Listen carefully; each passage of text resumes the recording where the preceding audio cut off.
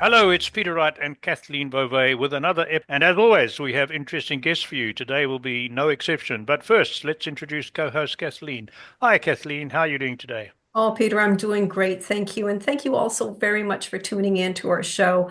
We so appreciate having you. And Peter, I am so thrilled today to interview this lady. We have known each other for many, many years now, and I have such respect for the work that she does. Welcome to the show, Thea Trussler. Hello, Thea. How are you? Hi, Kathleen. So delighted to see you. We're chatting across the puddle, and I'm excited about this. Thank you Now, so much for inviting me.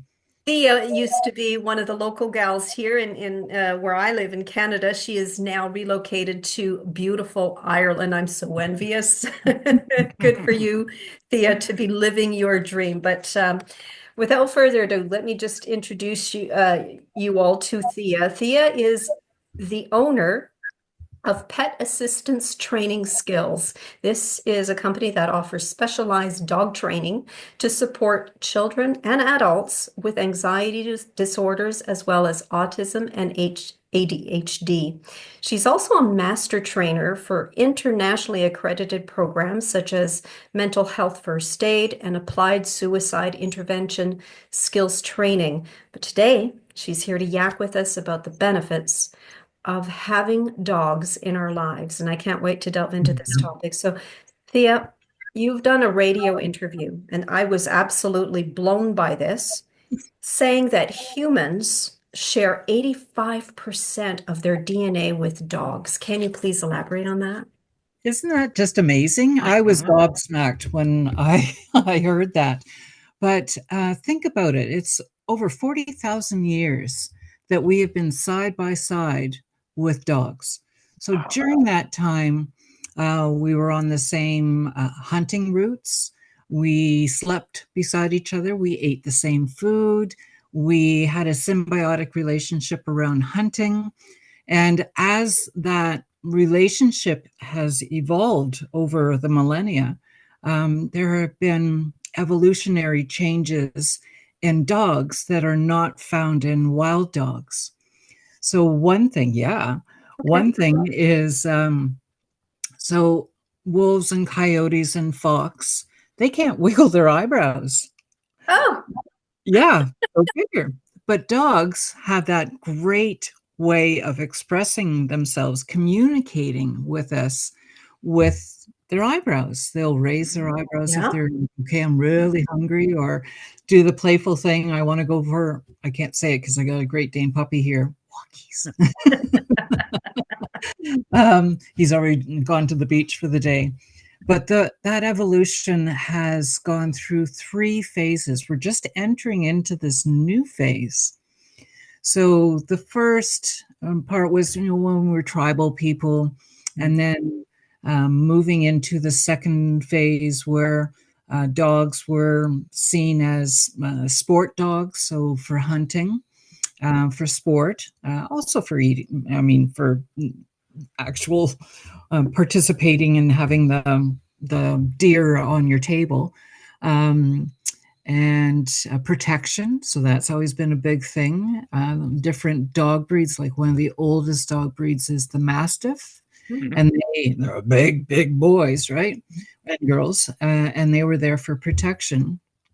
And dogs have changed over the years as we've bred them for certain purposes. Now we're into just, I mean, in the last century, it's very new, around service dogs and assistance dogs. Mhm. So the first was for visually impaired people, and that came about after the war. Mhm. So there was so much with the gas in World War One. Yeah. So needing to have some sort of guidance other than holding onto someone's arm, and that's where they saw the potential for training dogs to be a guide dog. So from there, and that began in England. From there, looking at different things that dogs could do and assist us. So this third phase is we are just testing all the things that dogs can do because they are so eager to please. That is Mhm. we need each other, that symbiotic relationship. We depend upon each other. Dogs would not fare well. Most of them wouldn't fare well on their own out there in the wild. So things like this doesn't have to do with health, but it blew me away. They have bed bug sniffers. Really? Yeah, go figure. But in terms of the health aspects, the sniffing element, and they've got like 400 times our ability to smell. Yeah. So they can smell cancer for cancer detection. They can smell with diabetics, the ketone changes, and alerting people. They can alert prior to an epileptic seizure.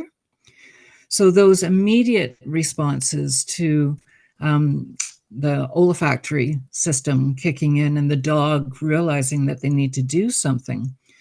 And then with regards to service and assistance dogs, I was so blessed to work with National Service Dogs in Canada.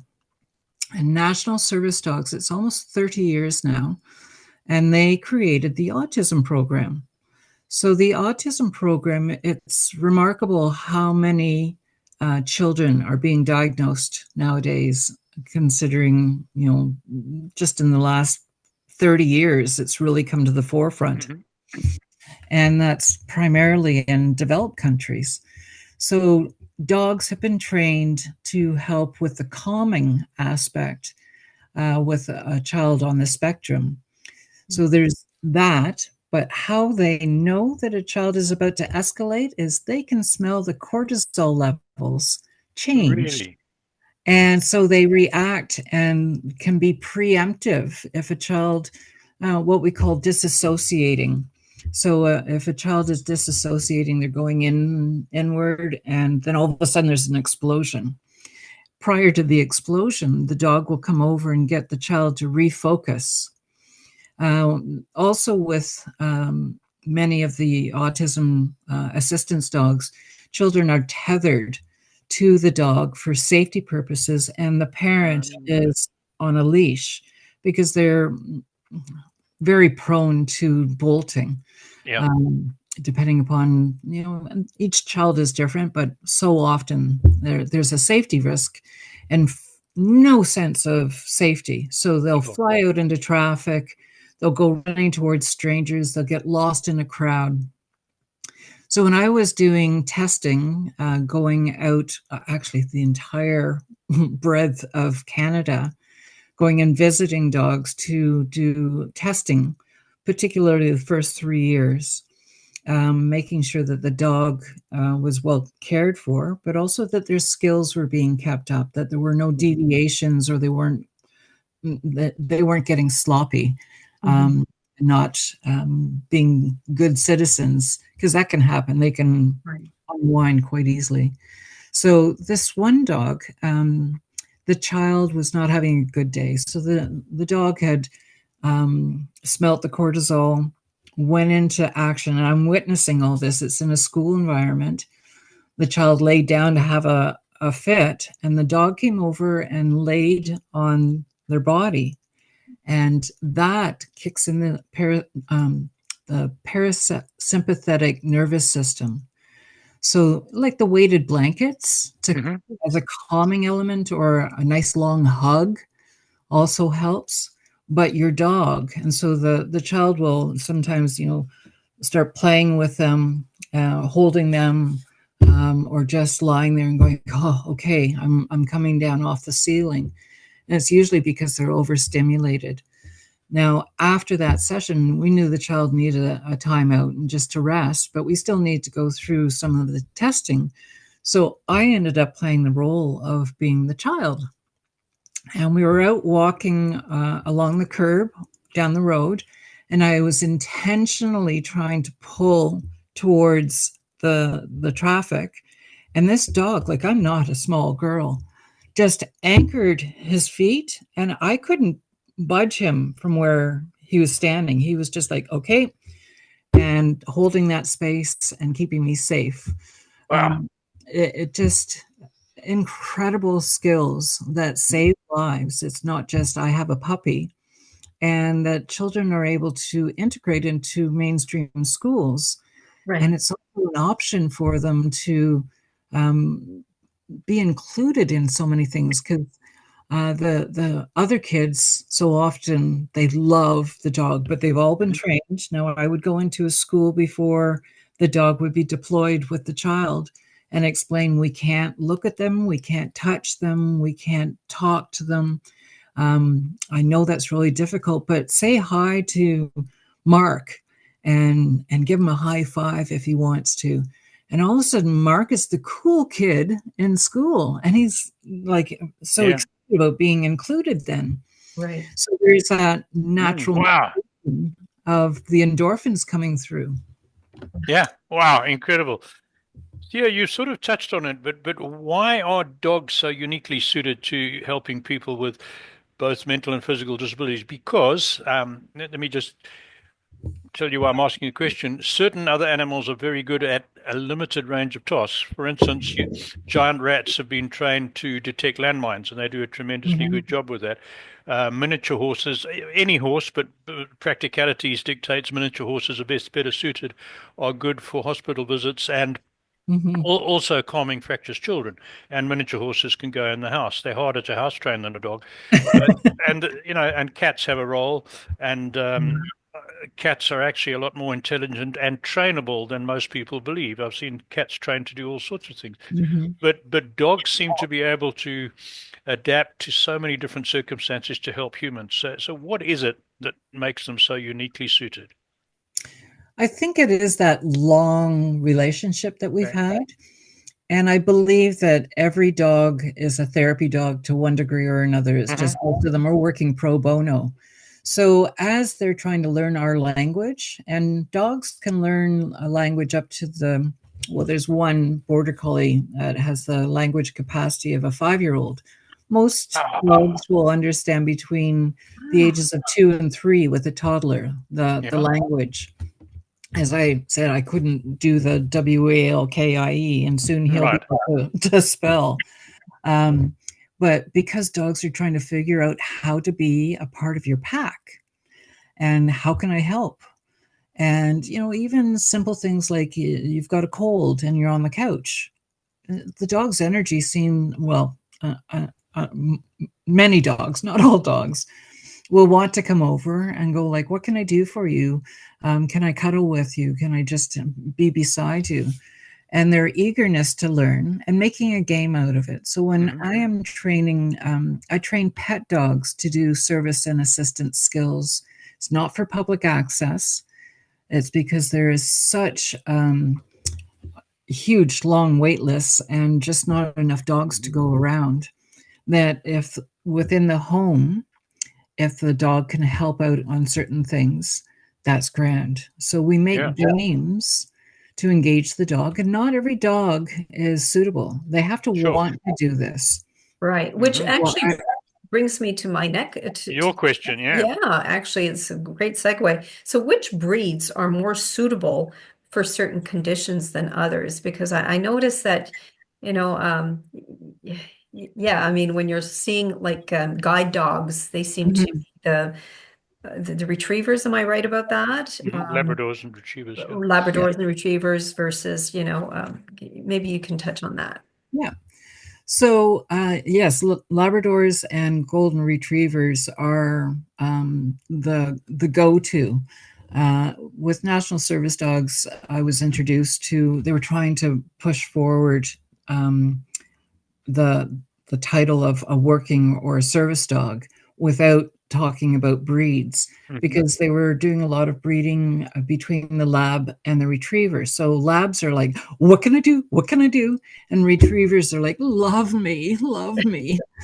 So to have a combination that's still, doing all the things that you want and not too much of an extreme, like catching balls and so on with retrievers. Oh my goodness, or labs in particular.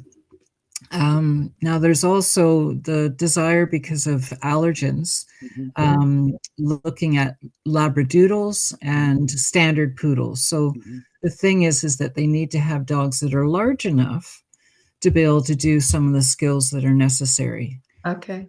So It depends upon who you're talking to. I didn't see a lot of success with the poodles, even though they're brilliant dogs, but their personality sometimes just they didn't want to Yeah. do it. Oh, And they had their own agenda. And now my working with other dogs. So I've got. Well, there's a Jack Russell. So Jack Russell's people are like, what? But this really? woman that I'm working with, she has MS and PTSD, and she's epileptic. So she's got so many things, and she lives alone. Wow. So this dog was a rescue, which is brilliant. Hmm. There's so many dogs, and I find rescues are like, I'll do anything. Just can I stay, please? So this dog, we had to teach how to turn on her watch. It looks like a watch, but it's a help button. And so making a game out of it, starting with putting a treat underneath the the watch itself while she's wearing it on her wrist. So the dog would be poking at it, trying to get the treat, and that would turn on the help alert, which would go to some magical place out there, and she would have an ambulance show up. Then we were training him to do fetching the medicine bag, and she only left the medicine bag in two places. Her place was fairly tiny, so in her room or in the living room. And if she was to fall, so we had to recreate situations.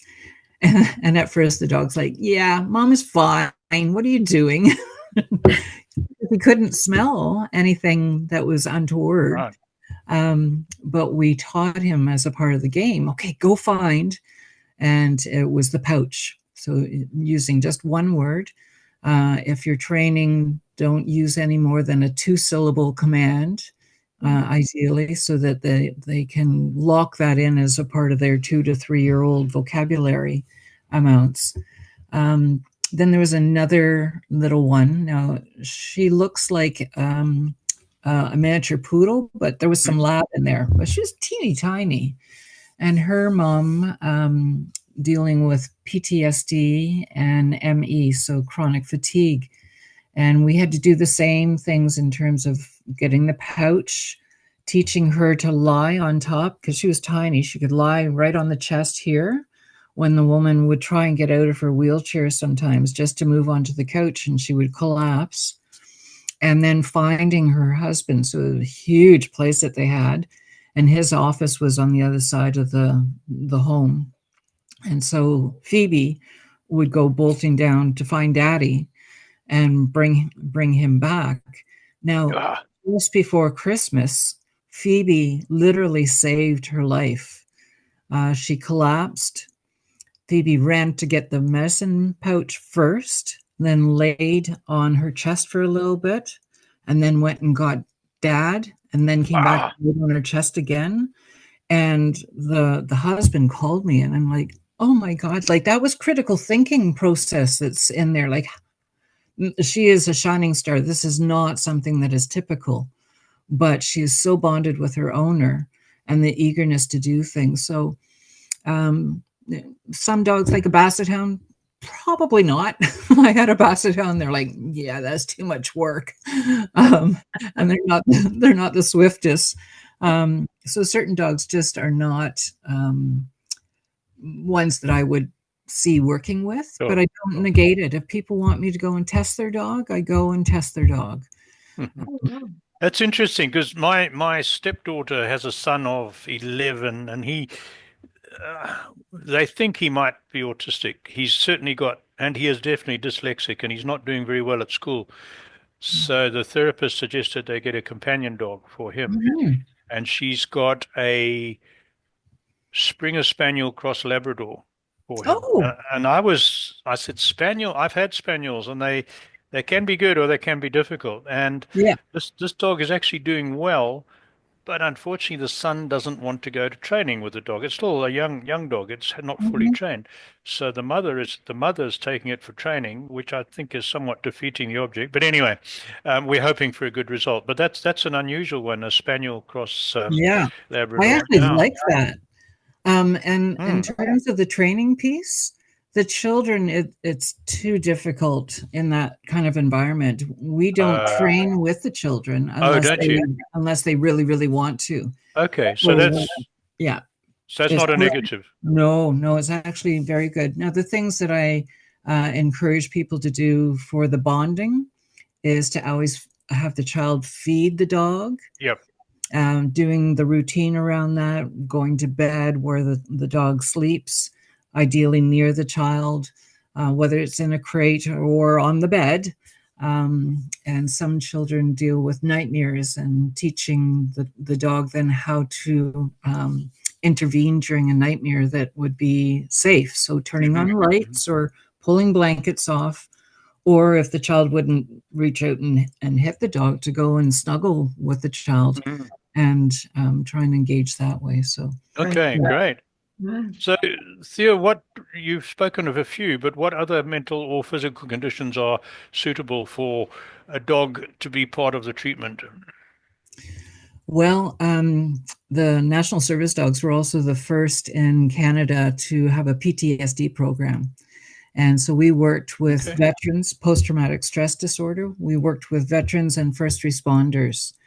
And the it was a game changer for so many of them, absolute game changer. They would quite often end up with other physical disabilities Hmm. because of the PTSD. Like the adrenal system just gets taxed, and it's a domino effect from that. So training the dog, that opens up the world for them, and they're feeling safer because the focus is on the dog, not on them anymore That's if right. they go out shopping. And if they're disassociating, again, that the dog knows that, and they nudge Hmm. them out of that, and the person can just focus on their dog. Um, Mm. Now, as far as medical alert dogs, those skills as well.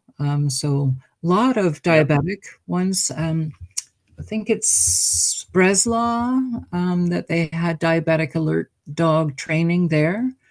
I don't remember the Wow. school right now. Done some cognitive pruning since then.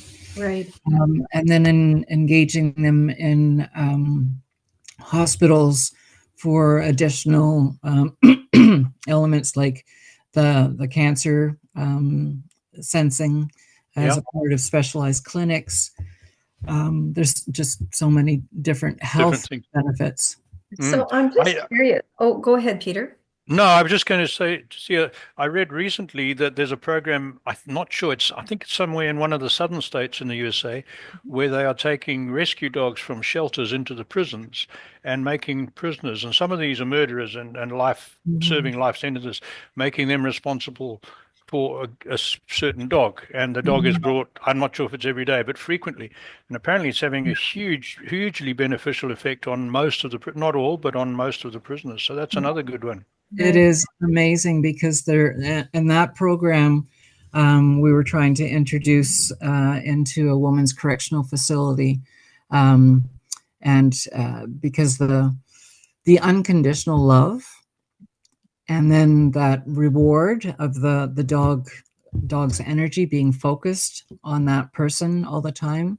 And a lot of prisoners have learning disabilities, Mm.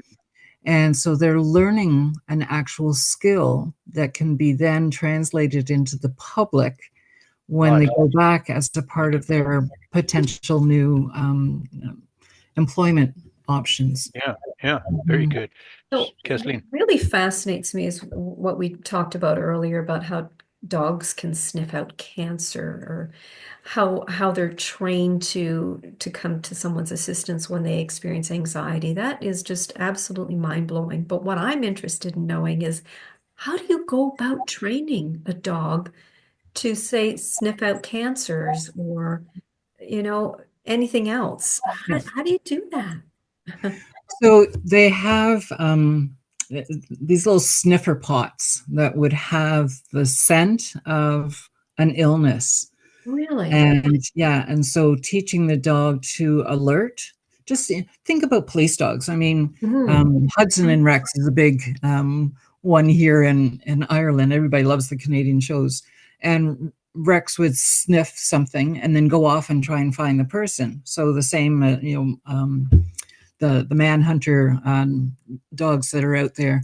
So sniffing that and then being given a reward once they sniff that, and then they put out 3 or 5 different containers, and if the dog sniffs the correct one and alerts to it, they're given a reward for that. And so that's how the sniffing is done. Really? Yeah, it's just amazing, and it's a game for them. They love it.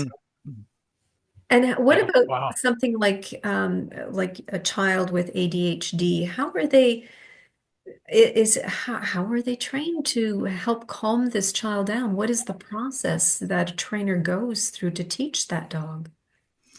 So one of the things that we would teach the parents first is having the child saying to your child, okay, Mark, go to your dog.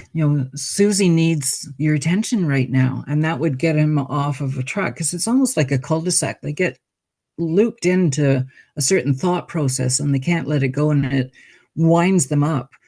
So again, being able to divert them to something that they really love. The dog will also go over and do nudges or leans, or it happens all the time with my Great Dane Fergal.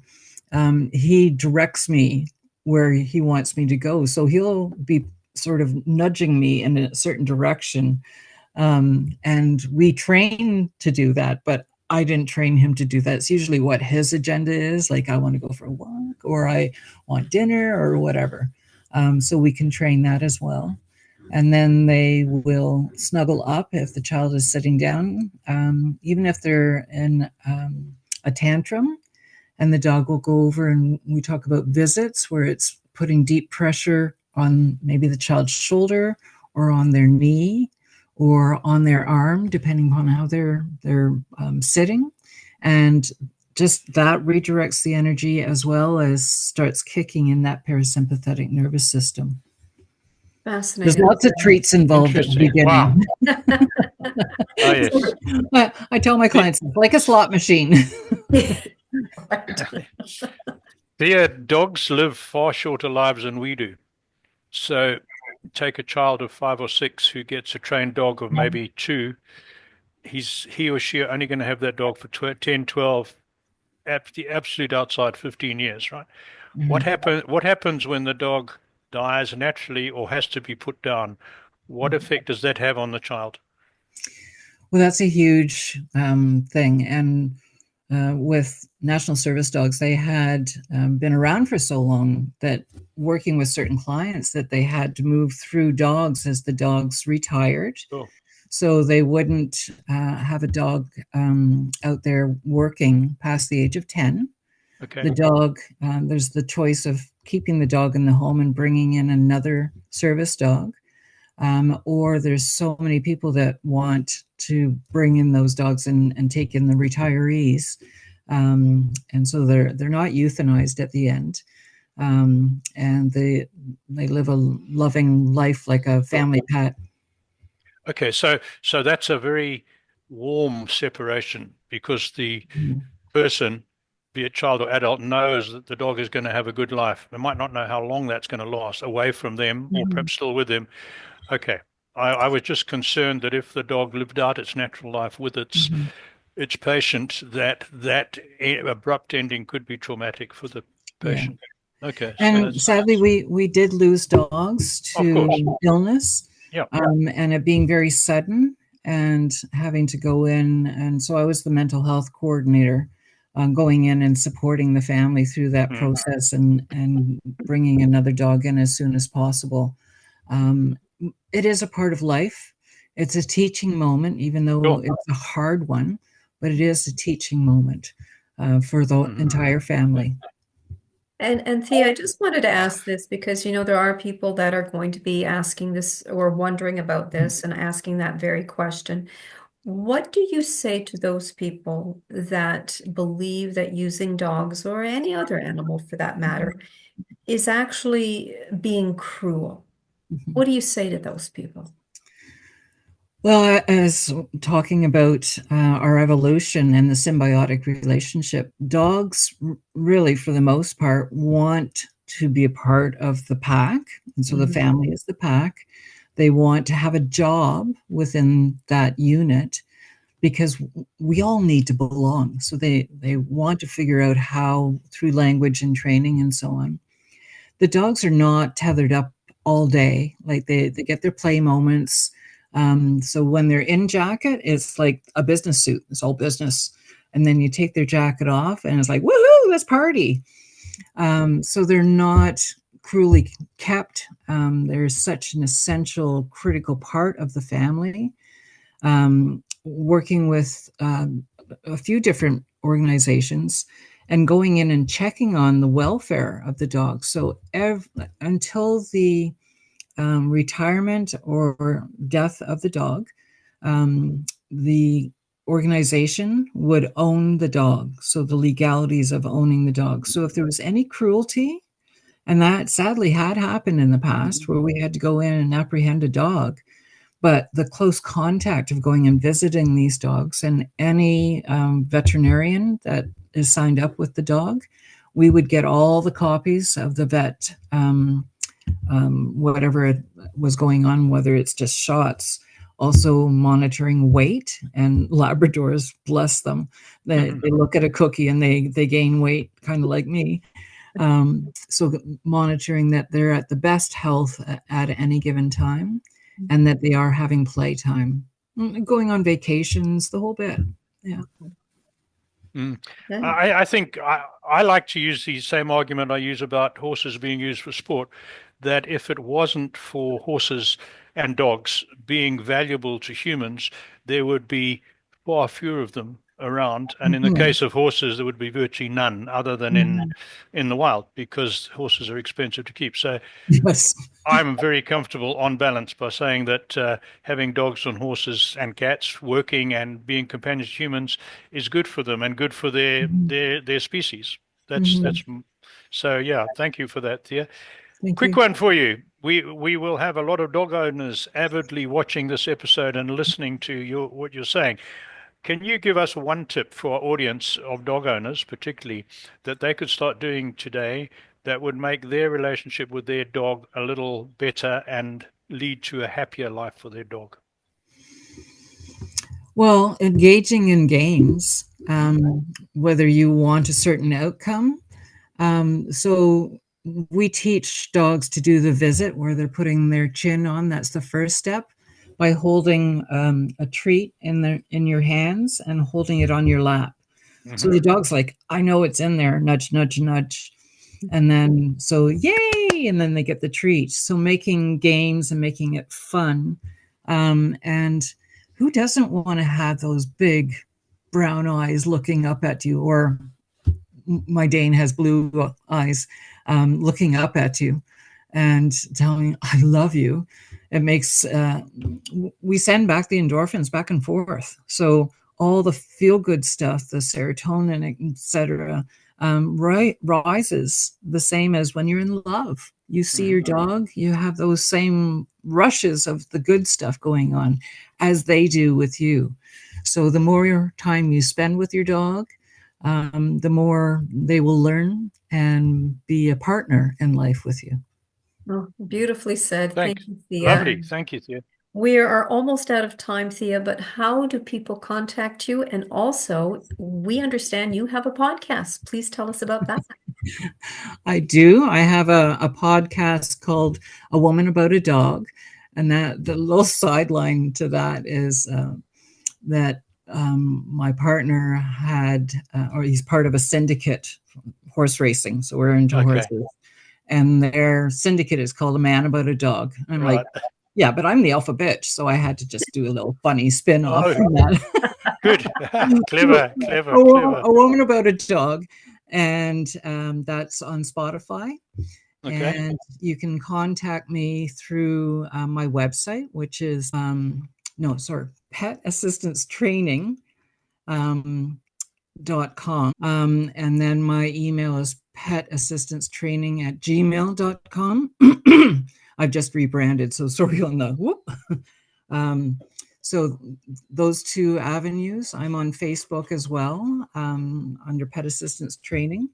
And I'm very open to people contacting me. It doesn't matter where they are around the globe, and just doing like a coaching online, just talking them through some of the things that perhaps their dog could do, or if they have any sorts of questions. Great. Excellent. Excellent.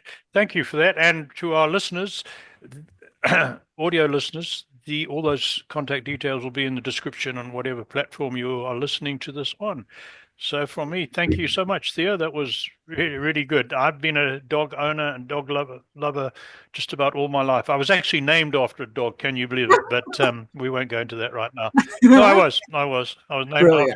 I was named after my father's bull terrier when he was serving with the British Army in India before World War II. Oh So, my! so when I came along, you didn't know that. When I came didn't. along some years later, that had to be my name. Well, my mother wanted Margaret, but I ended up being a boy, not a girl. So she lost out, and I ended up being named after a dog. So that's it. Anyway, thank you. That's enough for me. Oh, Back Thea, to you, thank you Kathleen. so much for being on our show today. We so appreciated having you. And thank you all so very much once again for tuning in. And if anyone is interested in being on our show, and if you're an expert in health, we want to hear from you. All you need to do is visit us at theyakingshow.com. All you need to do is click on the contacts tab and fill out a short application form. We'd love to hear from you.